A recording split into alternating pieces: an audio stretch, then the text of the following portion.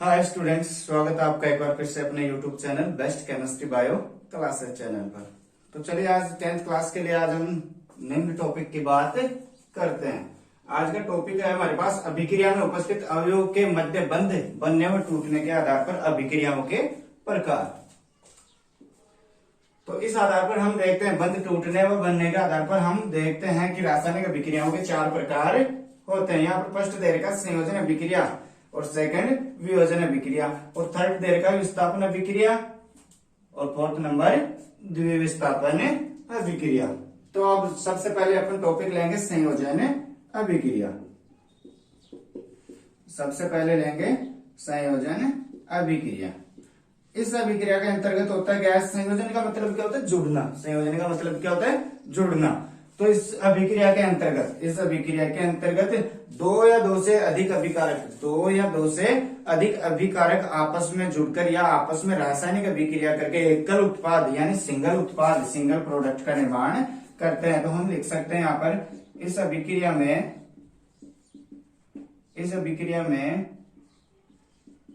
दो या दो से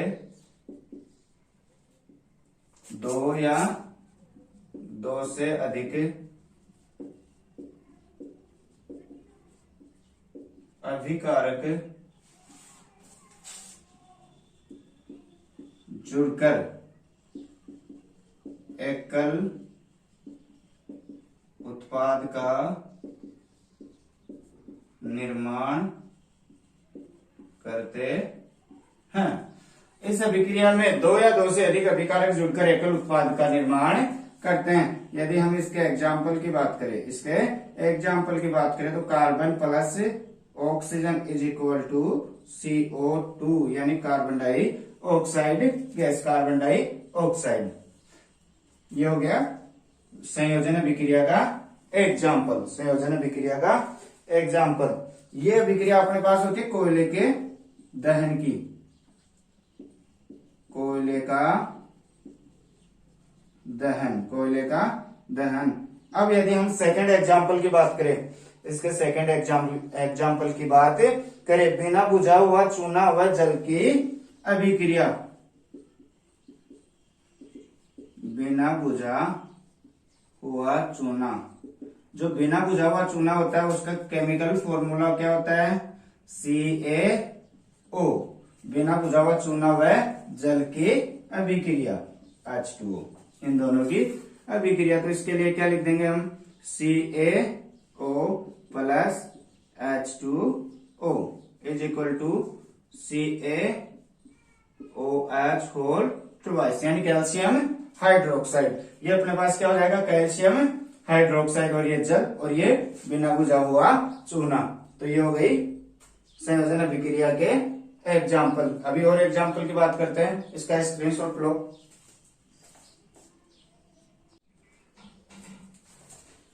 संयोजन अभिक्रिया के लिए नेक्स्ट एग्जाम्पल की बात करते हैं, जल का निर्माण। तो यहां पर थर्ड नंबर जल का निर्माण।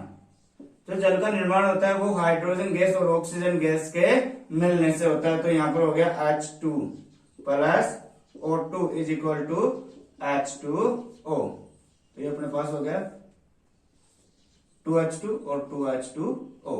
ये अपने पास लिक्विड फॉर्म में आता है, ये गैसीय फॉर्म में और ये गैसीय फॉर्म में। तो ये क्या हो गया? संयोजन अभिक्रिया का एक और एग्जाम्पल हो गया।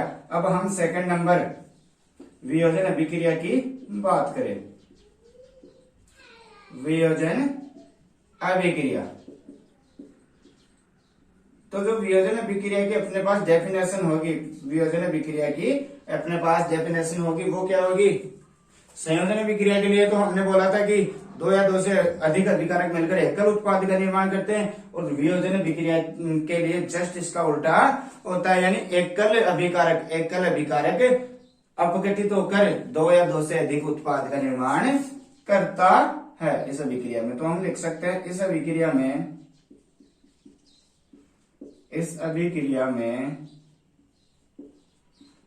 एकल अभिकारक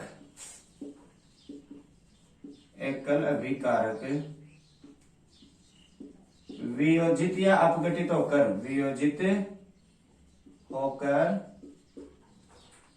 दो या दो से अधिक उत्पादों का निर्माण करता है। हो गया।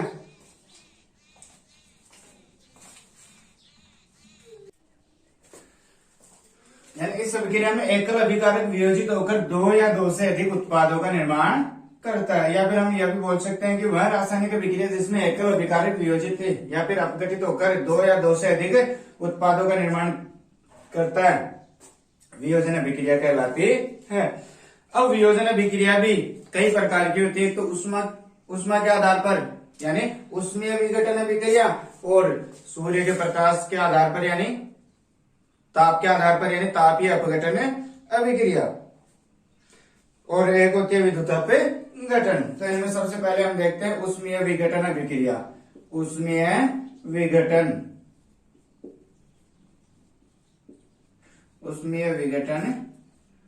अभिक्रिया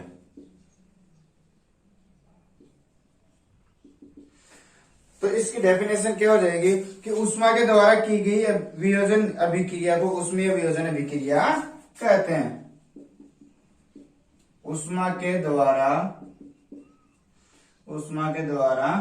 की गई वियोजन अभिक्रिया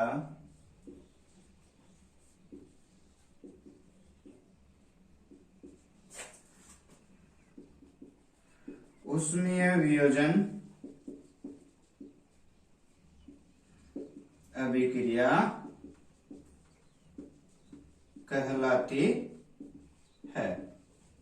और अगर इसके एग्जाम्पल की बात करें तो इसके एग्जाम्पल में है फेरस सल्फेट। फेरस सल्फेट को यदि उष्मा दी जाती है तो यह फेरिक ऑक्साइड और सल्फर डाइऑक्साइड और सल्फर ट्राइऑक्साइड में बदल जाता है। यानी FeSO4 को यदि हीट दी जाती है या उष्मा दी जाती है तो यह ferric oxide Fe2O3 plus sulphur dioxide SO2 plus SO3 इसमें बदल जाती है।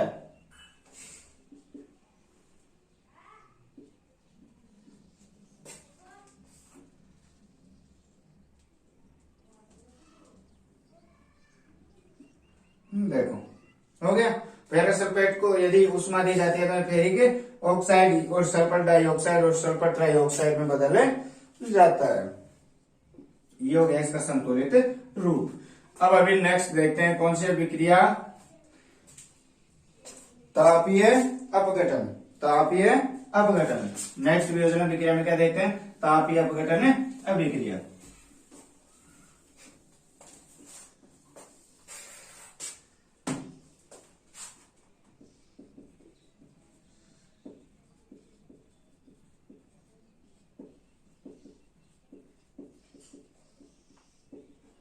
तो इसके लिए हम क्या बोलेंगे, वह रासायनिक अभिक्रिया वह वियोजन अभिक्रिया जो ताप के द्वारा की जाती है। तो हम लिख सकते हैं ताप के द्वारा की गई वियोजन अभिक्रिया क्या कहलाएगी, तापीय अपघटन अभिक्रिया। अगर इसके एग्जाम्पल की बात करें तो अपने पास है AgCl और AgBr। यानी अगर अपन AgCl सिल्वर क्लोराइड को यदि सूर्य का प्रकाश उपलब्ध करवाया जाता है या फिर सूर्य के प्रकाश में ले जाया जाता है तो अपने पास निम्न अभिक्रिया होती है। देखो तो सिल्वर क्लोराइड को यदि सूर्य का प्रकाश देंगे तो यह Ag+Cl2 में बदल जाएगा। Ag solid plus Cl2 gas इसमें बदल जाएगा। सेम AgBr यानी सिल्वर ब्रोमाइड के साथ भी ऐसा ही होता है। तो इसका भी क्या हो जाएगा, ये रिएक्शन हो जाएगी सूर्य का प्रकाश। और next 2Ag solid plus Br2। हो गया।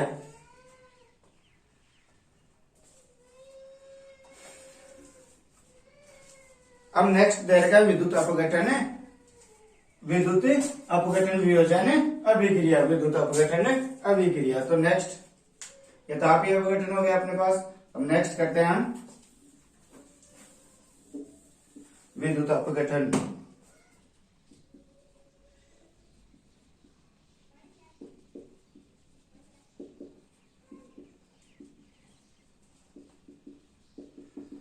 तो इसके लिए क्या हो जाएगा, वह रासायनिक अभिक्रिया या वह वियोजन, वह रासायनिक वियोजन अभिक्रिया जो विद्युत अपघटन द्वारा की जाती है या फिर विद्युत द्वारा की जाती है। तो हम लिख सकते हैं विद्युत अपघटन द्वारा की गई वियोजन अभिक्रिया या फिर विद्युत प्रवाह द्वारा की गई वियोजन अभिक्रिया क्या कहलाती है, विद्युत अपघटन अभिक्रिया। और इसका एग्जाम्पल क्या हो जाएगा, यदि हम जल का विद्युत अपघटन करते हैं, जल का विद्युत अपघटन,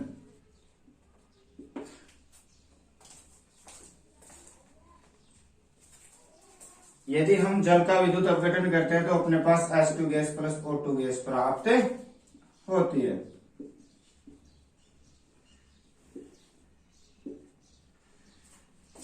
हो गया। अब निम्न में से ये कैथोड पर तो हाइड्रोजन गैस प्राप्त होती है और एनोड पर ऑक्सीजन गैस।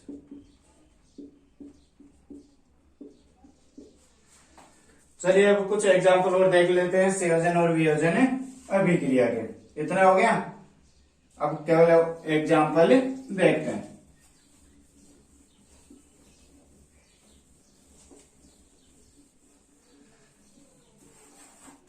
अगर आपका ऐसे कोई भी टॉपिक छूट जाता है तो आप बीच में स्क्रीनशॉट ले लिया करो।